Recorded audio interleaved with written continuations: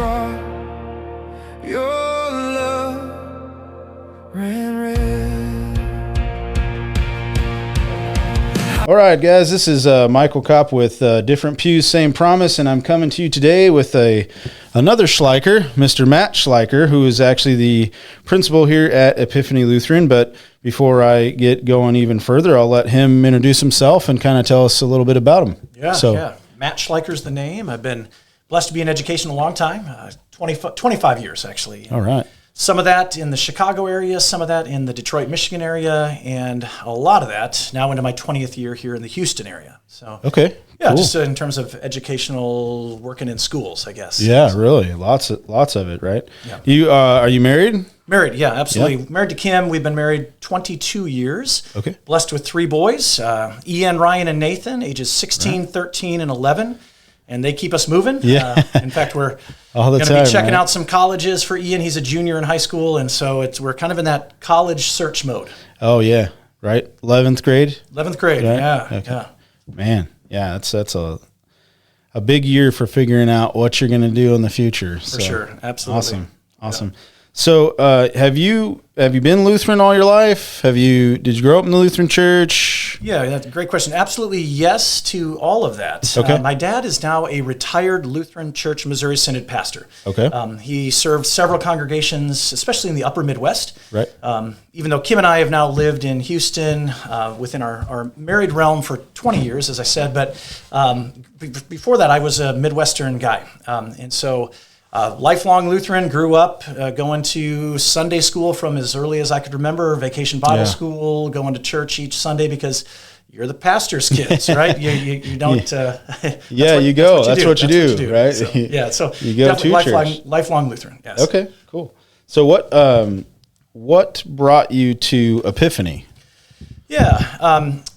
So I've known of Epiphany for a long time, all 20 years that we've been here. Previous to Epiphany, I served at Concordia Lutheran High School in Tomball. Okay. And I was assistant principal there for most of those 19 years, actually 17 of the 19. Before that, I was a biology teacher and boys soccer coach at Concordia, and then finished up my master's degree in administration, and the Lord saw fit to put me right into an administrative position at Concordia. So I've known of Epiphany because for all those 19 years, 8th grade graduates from Epiphany, some of them would go on to Concordia for their high school journey. So I would get to know those students and their families and even some things about Epiphany through their lens and their experience. Yeah. Plus, when Mr. Miesner and even when Mr. Fraker were the principals at Epiphany, they would invite me to come and lead chapels occasionally. And so I would come out a couple times. It might have been 5 times in those years to lead a chapel, and many times I'd also get a chance to sit and talk with the 7th and 8th graders right after the chapel. Yeah. And again, I was on staff at Concordia, so it was more of I don't know if it was recruitment. It was more of let's just talk about what are you thinking about for your high school step. Yeah. Right? So I did that. So I've had a lot more connection, I guess, to Epiphany than maybe at first glance, just because of the proximity here in the Houston area. And then kind of out of the blue, actually, I wasn't searching, and then Epiphany leadership, they were moving into the call process to identify the next principal. Mr. Fraker had accepted a call elsewhere in Texas, and he was going to be moving on with his family, and they contacted me and said, would you be willing to pray about the possibility of your name staying in our process? So Kim and I prayed about that and felt the Lord leading to say, you know what, definitely keep your name in that process. And then fast forward, right, and here we are in the first part of March of that first year of being principal, and it's been a real blessing. Yeah, so it's been a bit of a change from high school to middle school. Yeah, been a shift in kind of what you're used to, probably. Obviously, it's change, but yeah, thankfully with 3 boys, some in the Nathan, our 5th grader, still elementary-ish, Ryan, our 8th grader, middle school, and now Ian, our oldest, in high school. So, I've been seeing it through the parenting lens, the dad lens, for a bit. Right. But I also, thankfully, have been linked to Lutheran School Accreditation for quite a while, since 2010. So since that time, I've been able to work with a lot of Lutheran elementary schools and even Lutheran preschools. Some of those were standalone preschools. And so I've been able to see Lutheran schools at play, not being on staff, but getting to know and dive into their curriculum and dive into staffing structure and budgets, and just in the spirit of helping those Lutheran schools get better. Yeah. So accreditation, that's got to be a big task in itself. It is, and there's different roles, so I've been blessed to be on a lot of teams since 2010. Right. Some of those teams I've been blessed to be the captain, kind of the leader of those teams. I've also been a consultant within the accreditation realm. I don't consult, on the side. I don't have an extra business card to give people in the educational realm. I'm not kind of a standalone educational consultant. Just within accreditation, one of the roles is called consultant. And then you walk with a school as they do their self-study for quite a few months, actually. Yeah. And they can bounce ideas off the consultant. The consultant also is the gatekeeper. They have to sign off on the self-evaluation report and all the evidences before an actual visit team could come into their school. Right. So I've played all the different roles. And I get to represent Texas actually in Lutheran School Accreditation, NLSA, National Lutheran School Accreditation. I get to go and at least once a year go to St. Louis, Missouri, and represent all Lutheran schools in the state of Texas, along with another man who he and I have been partnered with that for a while. But then we also have some Zoom calls throughout the year. So all told, I think I'm meeting with those people maybe 5 times a year. Okay. That's a kind of a big undertaking for a lot of schools to get through that self-study process. And I'm sure just in the experience that my wife and I have had at Pilgrim, trying to get them through accreditation our couple years there, she really dove into that a lot. So I got to understand a little bit more about what accreditation takes, and that self-study can be pretty, lengthening. It's lengthy. Yeah. Many times it takes a full 12 months to do it well, because you have to gather all these evidences as well. Some schools actually do more like a 14-month process, a little bit longer than a year. Yeah, which probably would make sense to get through at least one full school year to see kind of processes and get through the, checkpoints and then kind of evaluate things. But make a lot of sense. Yep. When did you feel first called into Lutheran education? Well, it was interesting. My mom was an educator. She was a stay-at-home mom for a lot of my growing up, but before that she was an educator. Right. And she was a substitute teacher after I went off to college, and my younger siblings were getting to the age where, she could go during the day and be a sub. Yeah. So it was modeled for me within my home of what education looked like day in and day out. But then also, when I was coming through high school, I was thinking I wanted to go into biology of some sort, right. Something with science, and it was either going to be into medicine or into teaching science. And the Lord led me. I had a really phenomenal junior physics teacher where I was going to school, and he just made physics come alive. And he did a lot of experiments, a lot of hands-on stuff. And I thought, boy, you know what? I think I feel the Lord nudging me in the direction of education. Yeah. For biology, not physics, but I was, I loved life science rather than going medicine. So it was, again, my mom modeled education. And, of course, my dad is a retired pastor. He would teach Bible classes. Oh, yeah. And he would teach a lot within his pastoral ministry, too. So I could see what that looked like and felt like. So it was modeled for me. But then I think Mr. Kiefer, that physics teacher back in high school, really kind of maybe put a thumb on the scale and helped me go in the realm of teaching of science. I know teachers have such an influential piece to kids and so many years. I mean, your years as not just an educator, but as an administrator, you see that the teachers and the effect they, have on a kid coming up and coming around. And I mean, that's, a lot of it. I can still remember my all-time, closest and most favorite teacher. She was an 8th grade history teacher, and I was by no means a history guy at all, but she just was just so influential in how I acted all the time, and just, and I mean, I went to public schools, and so, all through up until I went to college, I was in public schools in Colorado. So the teachers just, when they get you, they kind of, they really just pour into you. Right, for sure. Yeah. And God uses them that way. He uses them, and they they do a good job of identifying who has what it might take to be a teacher. Right. I love those teachers who kind of pull you aside.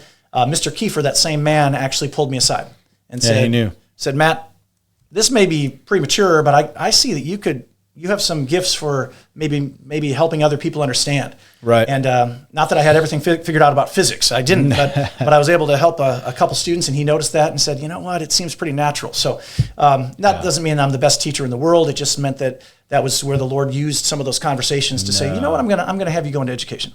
No, and it's I mean, you know, as we've both been in education for a long time, we know that, you know, best teachers in the world are also the ones that are more than willing to learn as much as they're teaching. For sure. Absolutely. Because the whole process, right? And then, you know, the whole Lutheran vocation, what does that mean? Right. You know? Yeah. So just learning as we go is a big thing too. So absolutely. You kind of mentioned it. One of my, you know, questions on that piece was there a teacher, pastor, or mentor who influenced the path? Yeah. Like you already kind of knew that one was coming. Right. So Mr. Kiefer, that physics teacher. I also had Miss Smith. I mean, it's a very common last name, but this was a very special lady, also in high school. English. I didn't go into English. Right. English was never really my love. I was a math science guy. Right. But she just also helped Shakespeare come alive. Right. You know, and again, you're like, how do you do that? Well, thank you, Mrs. Smith. She did a really nice job of took something that I didn't really appreciate a whole lot when at first glance and made it be like, this is going to be okay. And I thought there's going to be students who, if I go into teaching biology, who are not going to like biology. Right. So I'm going to have to be that same sort of teacher to say, well, how can I maybe at least pique their interest and give them a chance? Yeah. No, I mean, that's I guess as an educator, as somebody who wants to be in education, you realize the need to, or the even more so, I guess, the desire to reach children where they're at and be able to cultivate who they are and just kind of uplift them in that way. Sure. And it's, you know, I mean, it's difficult. Everyone's different. Every kid's different, but the good, you know, the good educators and administrators completely and fully understand what it means to educate the whole. Right. Right. And you have to listen, right? You have to listen to people to find out, well, where are they? Do they like this subject matter? Do they hate this subject matter? Are they somewhere in the middle, right? Yeah, and it's so easy to kind of overlook a lot of times because the listening part's not easy. Right. You know, the whole process of it, you get so busy, and every teacher knows, you know, between grading, between planning, between meetings and teachings and doing all, you know, all the stuff we do, you know, day in and day out, right. It's not easy to stop and listen to every single child. Sure. You know, and when you got, I mean, we just in our 6th through 8th grade, we have 35 different students we see each and every day. Right. You know, it's not easy to listen to 35 different kids in a you know, single day. Right. Hence the reason that a team is so important. Oh yeah. Right. You know, we may not be able to each day listen to each of those 35 in the middle school, let's say, but across the team, we want each student to be known and heard and appreciated. Yeah, and it's so important to have that team and have different personalities, different perspectives. You know, and I can think of a couple years into my teaching at Our Savior, I was teaching 4th grade, and a close friend of mine, Grant Klug, was teaching 5th grade. So we were teaching back-to-back years, and you know, a student, it's actually my godson now, and his dad is part of the start of this podcast, Derek. His son, Ethan, was, you know, knew me on the basketball side of stuff because I coached him in basketball, and, you know, he didn't necessarily connect with me in the classroom. Mm-hmm. We connected, you know, family-wise and everything, but the next teacher had, he, you know, very different personalities, very different upbringings, different ways of teaching, different things, and Ethan just resonated with him, you know, or his personality so well. Yes. It was just a completely different learning experience. So the different personalities bring things out. That's for sure. In students all the time. Team ministry. Yep, exactly. And that's exactly what it is too. Was there a moment where you realized that, like, this is exactly what God wants me to do? Like, this is, like, you just knew. Yeah. With education, you mean? In general, like, well, I'm thinking, you know, when Lutheran education, you know, the decision to go into that Lutheran education, like, was there a moment you can remember that just kind of like you knew God was telling you, I should go do this? Right. I was probably when I was doing kind of what we're doing with our oldest son, Ian, that college search. Yeah. And I was looking at a couple different styles of universities, some of the Concordia universities. I knew my parents were definitely lobbying and for me to at least give it a full first year at a Concordia University. They weren't specifying which one, that was kind of up to me. But that was really what they were hoping for. But I was open to some other types of schools as well. And I think it was when for my undergrad, I went to Concordia Mequon, Wisconsin. And my master's is from Concordia Seward. But for that Mequon, all of a sudden they were offering more money to people going to Lutheran education than any of the other Concordia universities at that time. I was able to play soccer at the NCAA Division III level at Concordia Mequon. Right. And then proximity, it was only about 5 hours from my home. Some of the other Concordia universities were a lot farther away. And so all of that seemed to point to, well, you know what? Concordia Mequon is going to be where I'm going to start. I still, in my mind, was thinking, well, maybe I'll transfer. I don't know. I was still trying to think about what the options were. Didn't have it all figured out as an 18-year-old, of course. We don't ever do that. No. But Concordia Mequon, and then it really just stuck because I developed some nice friendships on the soccer team. In some of my even kind of foundations of education classes and things, I met some of the people that I ended up taking a whole lot of classes with, as you might imagine, over 4 years' time. They were really quality people. They loved Jesus a ton, but they also came from similar upbringings, backgrounds. Yeah. So we just were able to resonate and talk about real things, right? It's almost like I don't know you all that well, but I feel like I've known you for a long time, right? More cultivate a family and not just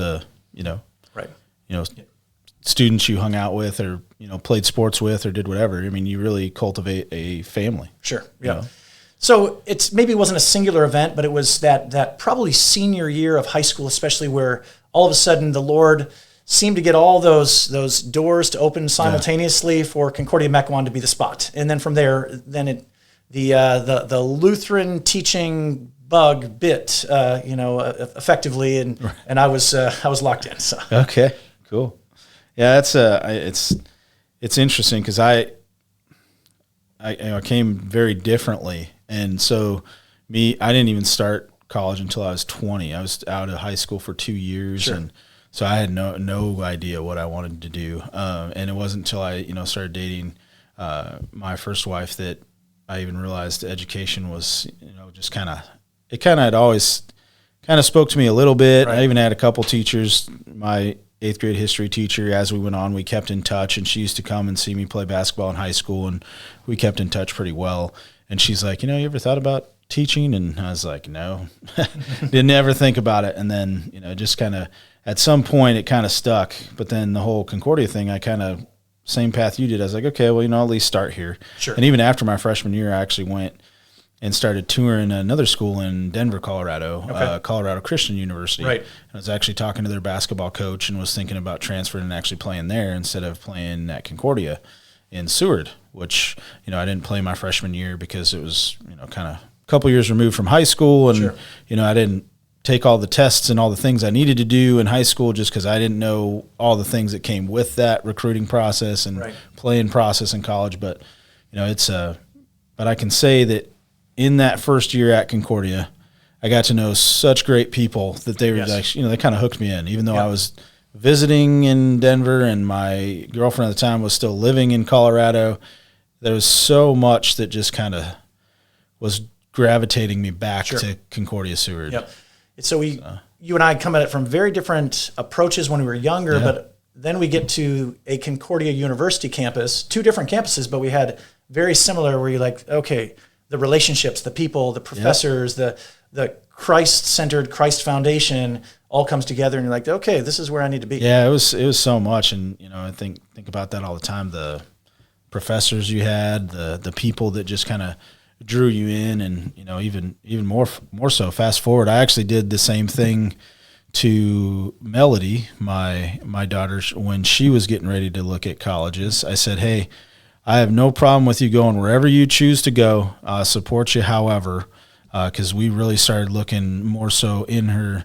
We kind of looked a little bit in her junior year, but not as much. Her senior year, we were just kind of amping up like all the visitations, all the stuff. But at the same time, her mom had passed away, and so it was me and her going on most of it, just the two of us. And I was like, you look at whatever schools you want, but as long as you look at least 2 Concordias for me. Yes.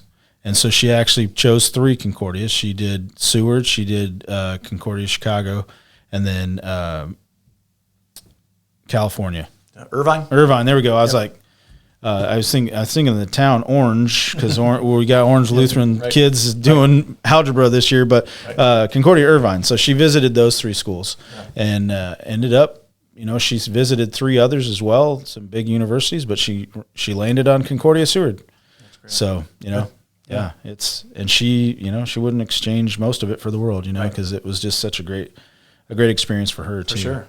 So before we get to a little bit more of the mission, the things that go on in and amongst the Lutheran education world that we got going on, can you tell us a little bit about yourself now? Like, are there things you love to do, things you like to do outside of the education world, the work, all that? Yeah. What?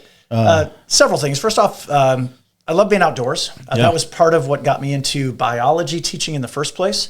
So I love fishing. We love hiking as a family, going to throw a football with my boys, or going to shoot baskets in the driveway. I mean, just anything like that, just to be out and about and be pretty active. But we also love board games. We love card games. We love going to theater-related things, musicals and plays, and whenever we can take those things in. In fact, Kim and I, before we started having kids, we were living in the Detroit, Michigan area, serving at Lutheran schools in the northern suburbs there, and we actually were ushers at the Masonic Temple Theater in downtown Detroit. And so as ushers go, you come and you usher for certain shows, and then as long as you don't get in front of paid customers, you can stay for the show and watch the show. Okay. And so we fell in love with theater, and there were some big shows, Hairspray, Wicked, Cats. I mean, there were some big shows that came in. Yeah. It wasn't quite Broadway caliber, but it's one of those like Broadway across America sorts of things. Very close, very well done. But at the same time, so we kind of fell in love with theater. So that's neat. Those are some of the things that we enjoy doing. Yeah. So outdoors, you're a big fisherman. With my boys. Yeah. I didn't grow up as a big fisherman. So I didn't really instill that in my boys until they really started doing a little bit. We started really small, like super small poles with the line wouldn't hold very much. If you got hooked in a big fish, you'd have a problem because that thing was probably going to snap. But then it just kind of grown from there. And so especially our 2 youngest, Ryan and Nathan, have really taken to that. And for birthdays and Christmases, they've asked for additional equipment and better equipment. And so we have some things now, and we enjoy going to various ponds, and we're not going to the Gulf, and we're not trying to get sharks and things. And it's mostly just freshwater, small bodies of water, just getting out there and enjoying nature. Oh yeah, for sure. I grew up like that. My dad was a big fisherman. He actually lived in Colorado because of how much he loved the outdoors. And we lived in the foothills all my life. In fact, my sister still lives in the house I was born in. Okay. Or I was born and then they moved into that house. And so she still lives there, but my dad and I grew up going into the mountains and fishing the rivers of Colorado all the time. And so, it was much smaller fish. We fished very different. We weren't fly fishermen. I was going to ask. Yeah, it was very different. Fishing. No. Not fly fishermen, but we used to take ultralight reels, collapsible ones, and 2-pound test line. Right. And we would go and we would we'd take 1 bag of hooks and a big container of worms and put them in our cargo shorts, and we'd literally walk the rivers, we'd find the pools. And that's great. Yeah, we used to fish and actually eat the fish we caught all the time and camp out there over the open flame, the whole thing, right? It wasn't that you had a camp stove with you. You're over the open flame. No, open flame. We actually had a couple of grates that you collapse on the fish, and you cook them right there, right over the campfire and everything. Yeah. Oh, I'm getting hungry. I know, right? Used to do that all the time. But my dad's such a big fisherman. We've done a lot of real big, kind of more deep sea fishing trips too, because he's always wanted to do that stuff. We have yet to do that. We've never been out on one of those more exotic sorts of fishing, guided sorts of things. We've never done that. So.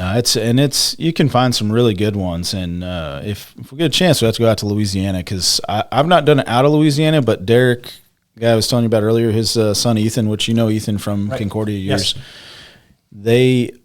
talk about how big fishing is off the coast there in Louisiana, and he said it's real. Yeah, he said it's real good. But good. The trips aren't too bad either. You go out for like normally like a half day or a whole day, and you can just ride on the boat the whole time. Right. And yeah, it's pretty cool. Very good. Yeah, it's real neat. But my dad and I have done it in California and in Florida. Because my dad's, every time we can, we've done it. That's great. So, we try and get out there, especially with at the time, my grandparents were still living in Florida, so we'd go out to Florida just about every couple years. And you get to see family in addition to some really great fishing. Yep, and we do that off the coast, and it's pretty cool. My dad and I caught a couple of sharks a few times. Nothing like no giant sharks or anything, right. But we've hooked into some some pretty big fish and couldn't even bring them up because they were so big. Right. And then, hooked into some other, cool things at the time and different things. It's a lot of fun. Very good. So outdoors man, sports man, you a big fan of the Houston Texans?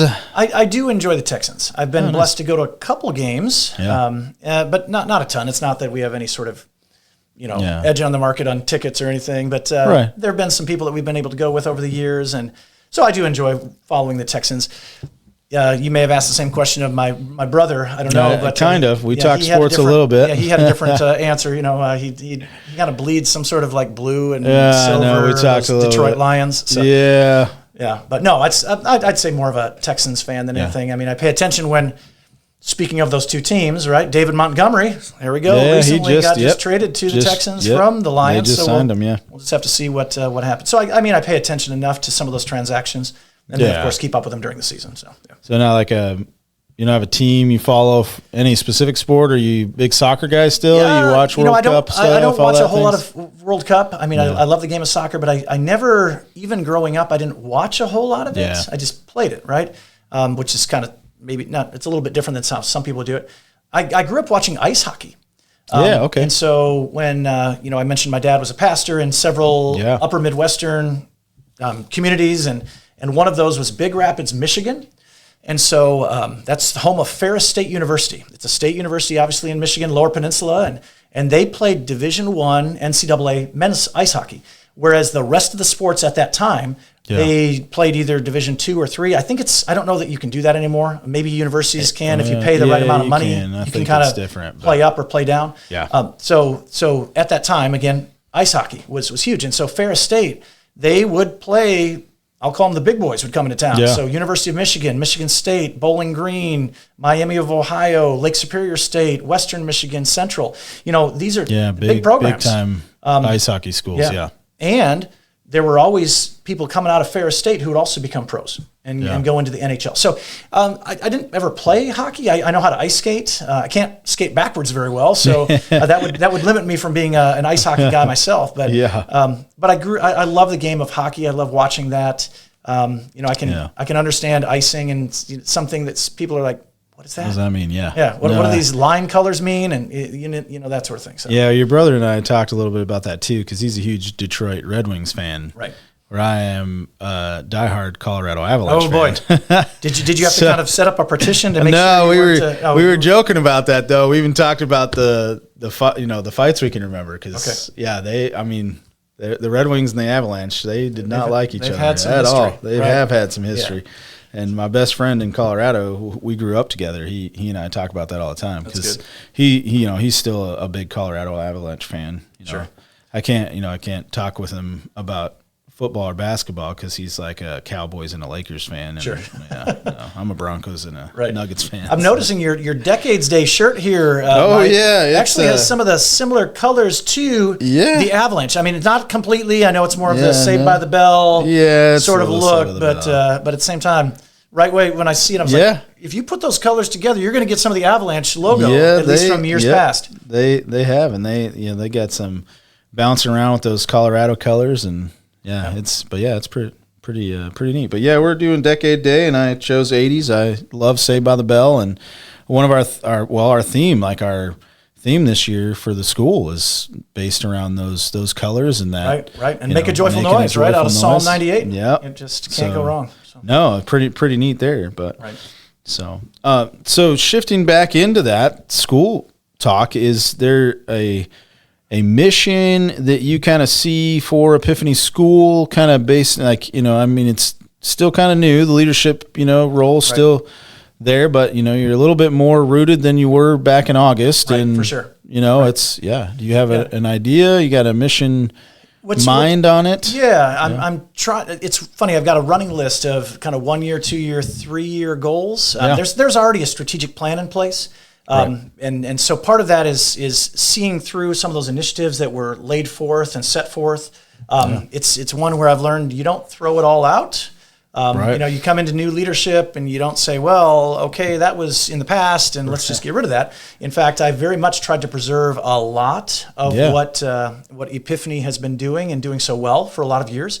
But for me, I want to see us have some additional extracurricular offerings. Yeah. Even chess club and even more kids involved in PSIA. That academic competition. And I'd love to see us expand into a few more sports and just there's things that will happen, but it's going to take a little bit of time for us to know what are the right times for that. But we have such talented students. And I mean, we've got people who are involved in Taekwondo and Jiu-Jitsu, and we've got people who are over here doing things within like ag, like FFA, 4-H ag world. And it's just kind of fun to get to know, coming back to what we said earlier, you got to listen to people. And so I've been listening to a lot of students and their families and teachers and kind of trying to get a pulse on what could we move into. And so some of those that I've already mentioned are on that short list of at least in the next year or two. So there's so much room to add things, like you're saying, chess club. I mean, that's some of those things. So the friend I talked about earlier, Grant Klug, he was huge into that. He's a big chess guy. Yeah. So just give it some additional opportunities. Yeah. So in addition to looking for what are some things that we can do to better maximize the school square footage that we have. I don't think we do it poorly, but I think we might be able to maybe get some more dedicated spaces. We don't have a dedicated art room right now, so is there a way that we could get a dedicated art room? What would that look like? How would that go? What would that take? So, and the art's changed. I mean, we've only been here 2 years now, but even from last year to this year, seeing the things that Mrs. Copp and Mrs. Termina have done it was wild. We got a girl going to the state competition for PSIA. For on-site drawing. Yeah, which is she's just pressure cooker like none other. Here you are, right? Exactly. You have to draw this and advances to the state level. So and that's neat. So, there's just some major growth in that area. And, So, and I'd like to finally, I guess, probably see if we could push more into some technology things. Yeah. We have the green room. The green, one of the classrooms has an entire wall that is green. And we have a lot of equipment. I mean, we do. Even this equipment that's used for podcasting. Right. We have high-end cameras. We have tripods. We've got things that are needed. Got it all. And so it's like, let's push into that in the next year or two as well. Because I know there are a lot of high schools around that offer continuation of that. And wouldn't it be great if our Epiphany graduates had some foundational things underneath them? For all we know, maybe they could skip that first foundational class and maybe get into the year two. Yeah, get into just have to see how that goes. So the deeper process stuff. And I know Mrs. Copp's doing quite a bit with the coding and some of these kids, and offering so many things. But we got so many opportunities, so many things. We got. So didn't answer your question super well. That's perfect. It's all over right now, and there's more refinement, honestly, each and every month. It kind of gets narrowed down a little bit, narrowed down, but it's going to still take that full first school year. Probably so end of May is going to be much more of a refined list and say, here we go. Let's make sure we're gearing up for some things, in addition to some things that have to be kind of put in play right now, but some that it might be, what about this or this? If it's two things are kind of on equal par, I'm going to give it up until probably middle of May before we make some final decisions on, okay, which direction are we going for next year and even the year after. So, well, I mean, this is with the added pieces of new clubs and new activities, new extracurriculars, you just add a completely different dynamic to reach different people. Right. Because each person has something they enjoy, Right. And you're not begging for a compliment, but I'm going to give one. I love that your podcast is geared for, what can we do in addition to podcasting, but what can we do to just show people Jesus, even though we do it imperfectly because we're sinful humans, but another platform. Maybe there's some out there that are watching this particular podcast and saying, interesting, what does that look like when a career path has Jesus clearly underneath it and kind of pushes you in a direction, and you could have gone medicine, but you go into Lutheran education. Oh, that's the Lord was at work there. Yeah. Right. Completely. And in all of it, that's exactly what I'm hoping to do with this. Is it's an added piece you can reach different people with. Right.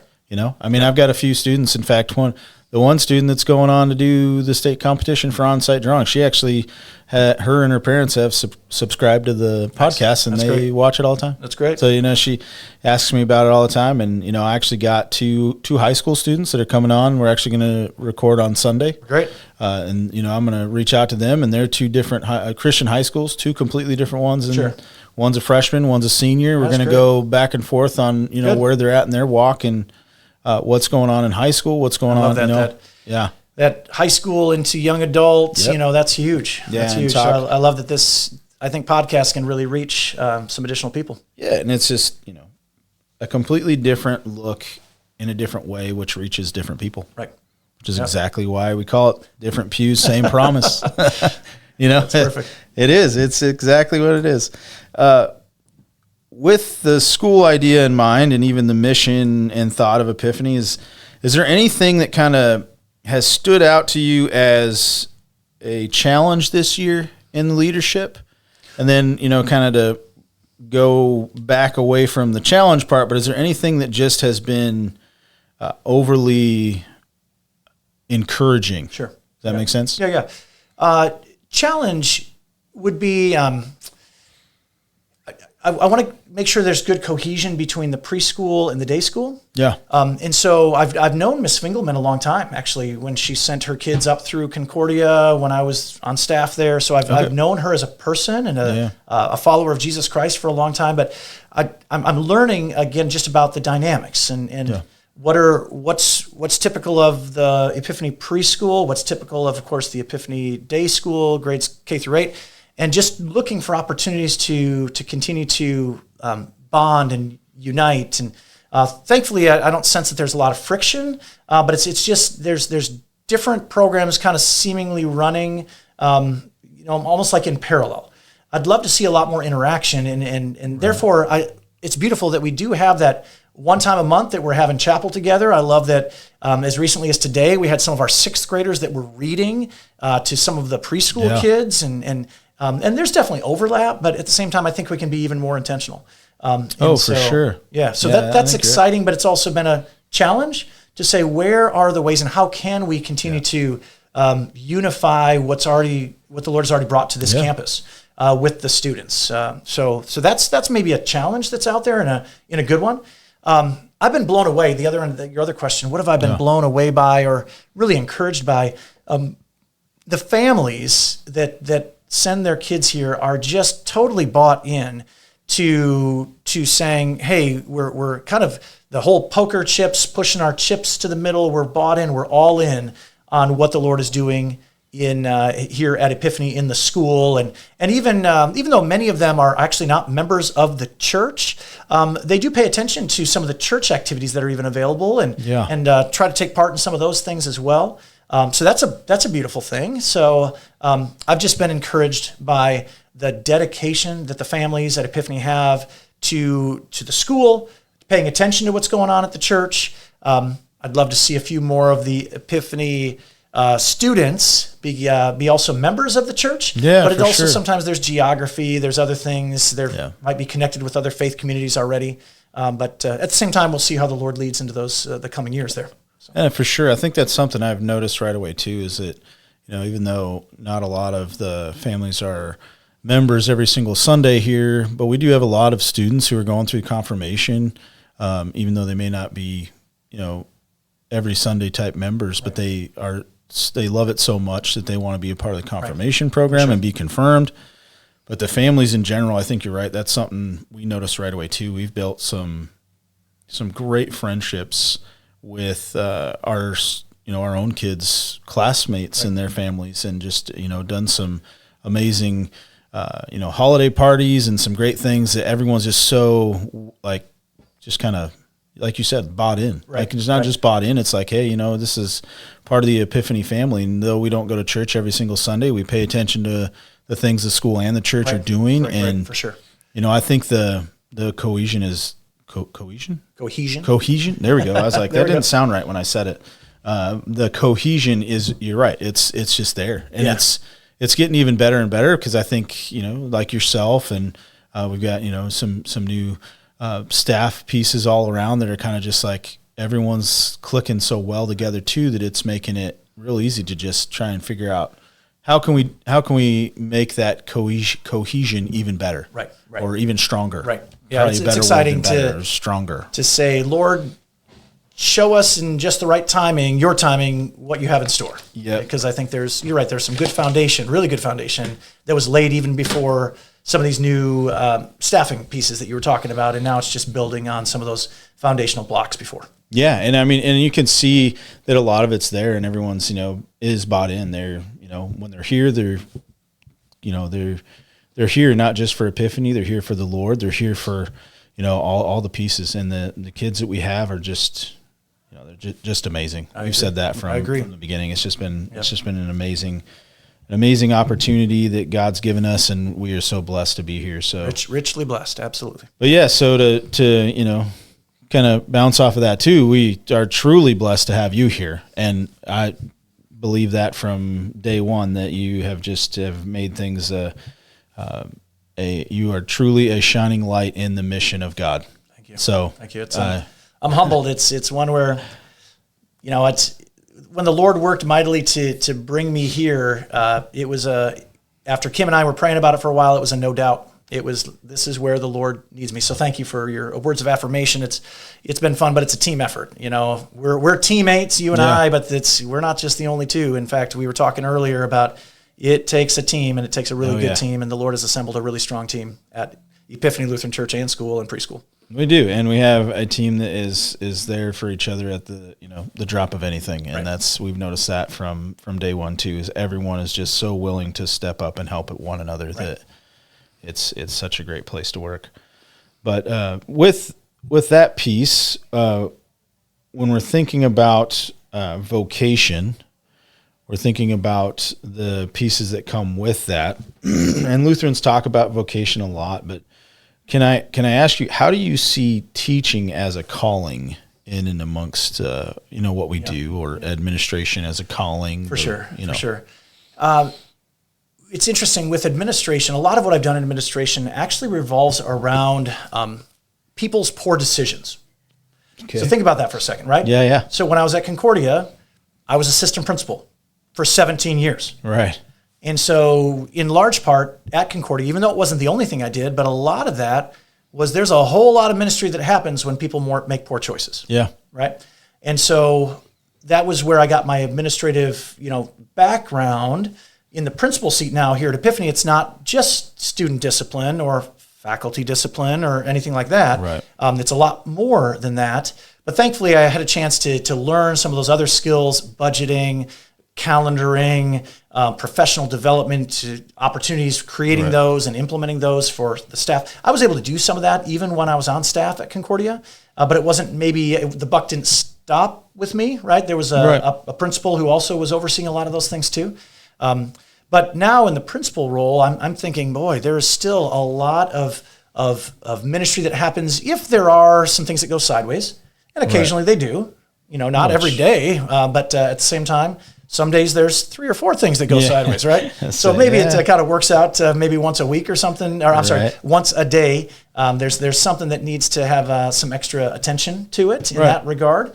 But at the same time, it's fun to be able to now say, you know what, how can we push the ministry forward in some of those areas that some people maybe would think are mundane, the budgeting process, the application, re-enrollment, enrollment, financial aid application process, even into some uncharted territory for Texas with this TIFA funds, the voucher school, voucher dollars, and choice dollars. So able to kind of guide families. So that's where a lot of ministry is happening in conversation.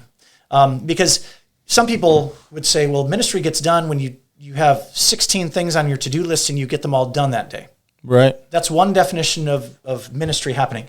Yeah. For me, I tell my wife when we talk in the mornings, and she's like, well, what do you have going on today? At most, I list 2 things.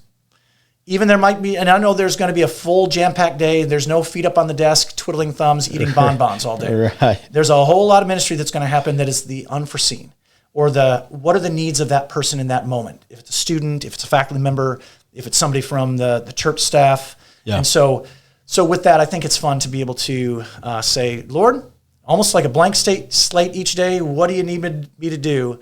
And then with his strength say, okay, let's try to do that.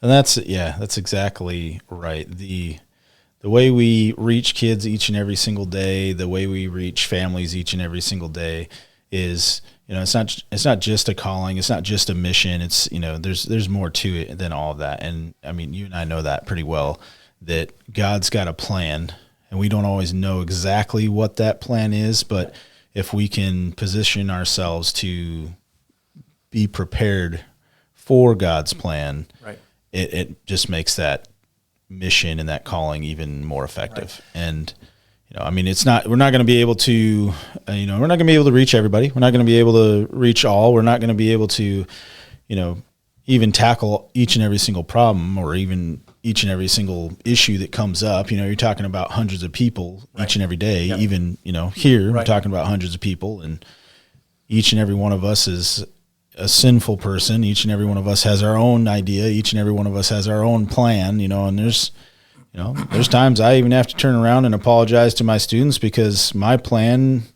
not that their plan was bad, but I was like, hey, it's not my plan. Mm-hmm. You really got to be working on my plan. Right. And it's not always, it doesn't always work that way. Right. Everybody has their own thought. Everybody has their own, way. Coming back to that vocation, just final thought there from me. There was a poster that I saw, and I'm going to probably botch it, but let me explain the rationale, because I don't have it memorized per se, but it was as if God was speaking. And it was really the reminder of God telling the person reading the poster, what you don't know is what I'm asking that person to walk through right now. Right. So if we just reflect on that for just a second, it's as if God's saying, I may have asked that person who you're interacting with to be walking through and shouldering a whole lot right now. Right. But somebody else might seemingly be having less that they're dealing with. Yep. The tough stuff, right? Maybe life seems to be going easier. But it's that first group that we need to be careful with. Yeah. Because we don't know what the Lord might be having or allowing that person to walk through at that time. So therefore, this vocational piece is to be patient, to tread lightly, to just take everything to the Lord in prayer. That's with people, that's outside of being with people, that's really saying, Lord, help me to not blow a gasket here, but instead to with care and respect and love, but also with accountability at times, to strike that balance there. How can I do that, but still to do it with the spirit of love? No, and that's at times it's so difficult to do that. The patience on it is so difficult because, one, you think about it often. Most of us, we know how to love. We know what love means. We know support. We know how to do all that. But the patience part is the difficult piece because everyone's got a busy day. Even the kids with the homework, with the schoolwork, with everything. You look at parents. Parents are even more busy half the time because they're not just worrying about work. They're worrying about when do I get my kid to this practice or that practice, or when do I get my kid to this activity or that activity. And the patience piece is the difficult part. Right. And I've noticed that even with myself. If you're impatient, if you're not patient, you normally are more angry. Right. And the anger comes with the impatience. Right. And then you're having to be like, how do I pick up the pieces on that relationship? And whereas if I would have been with the Lord's strength, more patient on the front side, it's going to be a little bit smoother road, generally speaking, and you're not having to pick up those pieces, that went so awry. Yes, and I've noticed this even more so in the past couple years, more than normal, which I would say the thing that's changed for me in the past couple years, not just being in a place that I actually enjoy and love coming to each and every day, not just because of the people or the kids or any of that, but the prayer, when I started thinking, okay, especially in the past couple of years, I've got years of experience in education and we'll say years of mistakes in education too, like any normal person, right? We both do, right? Yeah. So the impatience that I've had in the past, I do my best to pray as often as I can about that stuff, because even with my 3-year-old doing some crazy things, over a break, we had a couple, it was the freeze that we had, that weekend freeze. Sure. We're, having issues making sure we wrap all the pipes outside and everything like that. And we were worrying about the pipes outside, and we should have been worried about our 3-year-old stuff in a diaper in the sink inside. Right. And turning the sink on and almost flooding the inside of our house. Right. It's, isn't that a challenge as parents, but also as educators, you have to have eyes in all parts of your head, right? I know you did a nice job with the chapel message yesterday. Of really talking about kind of that seemingly eyes all around you. And we can't do that. You can't see everything. So therefore, isn't it great to have God who puts a hedge of protection around us? That's right. Surrounds us even with people to kind of help be those extra hands and eyes and feet of God. Like you said, a team, and God knows, God knows exactly what we need, and God knows the team that's going to be most effective for us. And, and right now, I can honestly say that my wife and I both feel like the team here is the team that is exactly what we both needed. That's great. More than anything. That's wonderful. Yeah. So the team, God'll prepare you for all that. God'll prep you. God'll be there for you. He'll watch over you. He knows what you need, and and that prayer will take you. So I got one question, kind of towards the end. I'm gonna do a little bit of a lightning round type fun thing. But there we go. The last question I would like to ask you before we kind of jump into that lightning round is looking ahead, like, what excites you most about the future for Epiphany Lutheran School? Right. I think it's that there's some room to expand, room for more students to come and join the family and families, families of those students. So it's the greater Epiphany family. So we've got we have a lot of great families, a lot of great students, but we also have some room in most of our classes that we could grow. We could have a few more students join us in every single grade level. And still be delivering on what we say we want to deliver, that smaller class size, the intimate family feel, definitely the Christ-centeredness with teaching morals and ethics and ideals with the Bible as the foundation. But we can do that with a few more in each of our grade levels. So to be really honest, that's what I'm most excited about, is to see who the Lord is going to bring. We have had a very, very nice spring so far with a lot of interest, a lot of tours, and a lot of shadow students, and it's actually not very much linked to those TIFA dollars.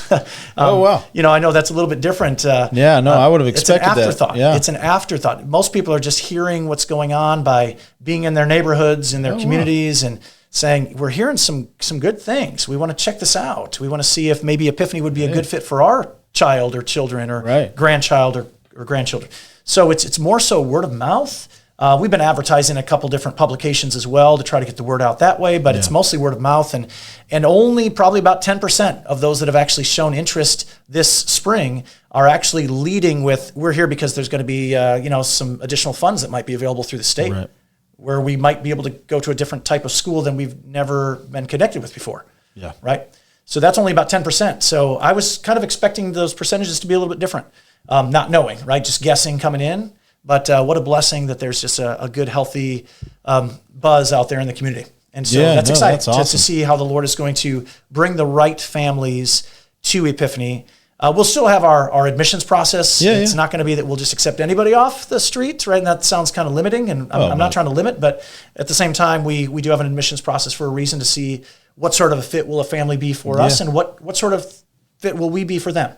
It goes both ways. So, it really does. And that's, as a Christian educator, as a Lutheran school, that's the best we can offer, and the best we can do is that support of families. And we will not be the best fit for everyone, and everyone won't necessarily be the best fit for us, but that's also why we pray and hope that God will show each and every one of us in that process what is the right plan for everybody, where it all is. So That's awesome. I'm really surprised because as a teacher, just seeing it, I'm not in and a part of all the tours and admissions process and all the people that are coming in, and right away with the big change in the TIFA dollars, I would have assumed it would have been more. Right. More people were coming because of that than anything else, because we're a private school in a specific area that is accepting those TIFA dollars. I would have expected that, but that's really cool. I mean, that actually encourages.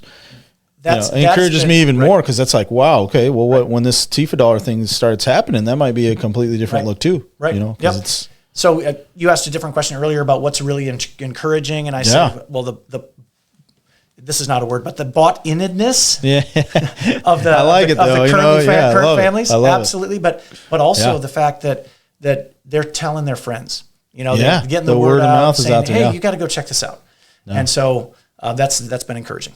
Yeah, and I can honestly say, just from all the conversations and things I've been a part of outside of here with other families and everything, like you said, the people are not just encouraged, like people are, they're bought in. Yeah. It's really neat to hear the things that like the buzz that's going around about how things, how things are right now. So it's really neat. So a testament to who you are and what you do, and what we do as a Lutheran school is just awesome. But it's definitely a team, that's for sure. All right, so are you ready for the lightning round? I'm ready for the Tampa Bay lightning round. Oh, no, I mean just the lightning round, right? We were talking hockey earlier. Okay. Man, No, I know. Get out. There's the door. Colorado Avalanche. Okay, here we go. I'm ready. All right, so favorite Bible verse? 1 John 4:19. It's my confirmation verse. We love because he first loved us. Nice. Here we go. Lightning round. There it is. Yeah. What's your favorite part of the school day? I actually enjoy car rider at the end of the day. Okay. Cool. Because I get a chance to talk to a lot of parents. Yeah. And so during the day, I get to talk to students. Love that. Yeah. But there's a whole lot of what I need to do, especially this first year where I got to talk to parents. And so I am walking up to cars often. Yeah. While their kids are getting in, I'm just coming up and saying a quick hello, or, hey, I noticed that I'm going to use a name that's not one of our students, but Johnny today, had a big smile on his face at this point in time, and just giving those little nuggets. Yeah. So I enjoy car rider. That's awesome. That's really cool. It's actually, and I think Mrs. Copp, so that's one of her favorite things is morning car rider. Right. When she, gets to help out with that and accept the kids in, and, sees all the kids and the parents dropping off and everything. So that's really cool. Yep. So coffee or tea? Tea, but it's going to have to be cold. So it can't be hot tea, right? So what's weird is, I'd probably go with like a green tea or a sweet tea. We're in Texas. Unsweet's fine. I'll tolerate it. But give me a good sweet tea, and I'm a happy guy. But it's got to be cold. Okay, cool. Yeah. See, I've got a problem with really kind of extremes of temperature, especially if things that are too hot. I'm not a big hot drink guy either. So like, give me some soup or hot tea. It's got to cool down a whole bunch. I was gonna say, me too. And I'm, it's wild. I've never been a coffee guy. Not really. I mean, I will drink the occasional cup with French vanilla creamer, but that's it. I will not do more than that. Right. But Mrs. Copp's always been a big coffee drinker. But she also loves tea. She loves hot tea. Sure. She loves coffee and hot tea. Go. And I'm just not, I'm like, okay, well, I like water. Right. I'll drink the occasional C4. There you go. I used to be a big soda guy. I used to drink soda all the time. And then, over the years, I just don't do it anymore. I used to actually be addicted to Diet Coke. Oh. Actually, all the time. There's some days when, in the first years of teaching. Give me a green tea or a sweet tea, and I'm a happy guy. So, Well, that's good. Cool. So what about, do you have a favorite Lutheran hymn? A Mighty Fortress is our God. It's pretty classic. It's almost cliche to answer that way, but no, I get if you dive into those lyrics, you're finding so much power. So. It is really deep, really deep. Yeah. So if you had to describe Epiphany in one word, what would that one word be? Family. Family? Yeah. Family. I mean, it's one where it's one of our core values, but it is part and parcel of what we do. Family. Yeah, love it. Did you give anything up for Lent? I'm trying to actually, it's weird. I'm trying to actually not look at email on my smartphone, on my computer from about 4 p.m. on Fridays until after church on Sunday. Yeah. So, I mean, yes, principal of school, you got to be checking things. Things happen. And of course, if people really need to get a hold of me, those people know how to get a hold of me. Right. Right. And so, of course, I'll pay attention to those. But when it's email, I just want to kind of create some healthy boundaries. Yeah.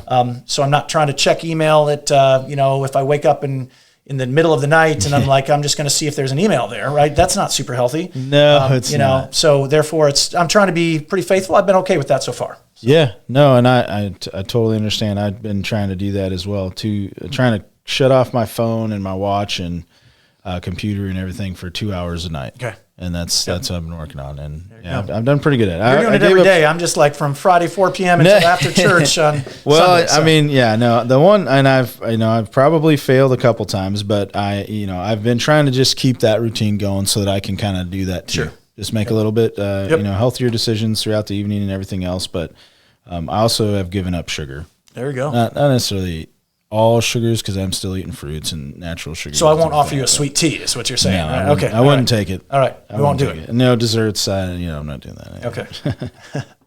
But that's just awesome. And the lightning round is not extensive, but it gives us a little bit of idea of some different questions of different fun things. But and it's the kind of closing question I would have is, what would you want families listening to know about Lutheran education? Not necessarily just Epiphany, but what would you want families to know? Right. And then maybe it's a family that's never even really known what Lutheran even means, or what Lutheran is, or any of that. But it's both and. So what do I mean by that? Both and. Yeah. So, of course, in a school, most people would view Epiphany as a private school. Yeah. Got it. We're an unabashedly Christian school, absolutely. But to the outside observer, we're a private school. And so what you're going to expect is you're going to expect smaller class size. You're going to expect those teachers to invest in the students, to get to know them. But also you're going to have high academic expectations and opportunities for extracurriculars. Cool. Right. Good. So that's one thing. We definitely deliver on that here at Epiphany. Yeah. But the other part, which allows for both of these things to happen, is that we do it with Christ as our foundation. Yeah. So when poor choices are made, be it teachers making poor choices, students making poor choices, the principal making poor choices, thankfully, we can say, you know what, we messed up. And we can ask for forgiveness, not just, oh, it's okay. You know what, we'll overlook it. But you're like, I can actually say to somebody, would you please forgive me? Because this is what I did. Yeah. And I'm sorry. And that person can speak truth and say, I forgive you. And remind the person, and Jesus forgives you too, right? Yep. And we can do that without fear of repercussions in a school setting. And we do that all the time. All the time. All the time. And it's not just from the teacher, the adult, to the student. It goes the other direction as well. Yeah. I had a student that was gracious with me earlier today. And I'm not going to mention what the situation was, because I probably get into tears, but I misread a situation. Right. And I wasn't as patient as I should have been.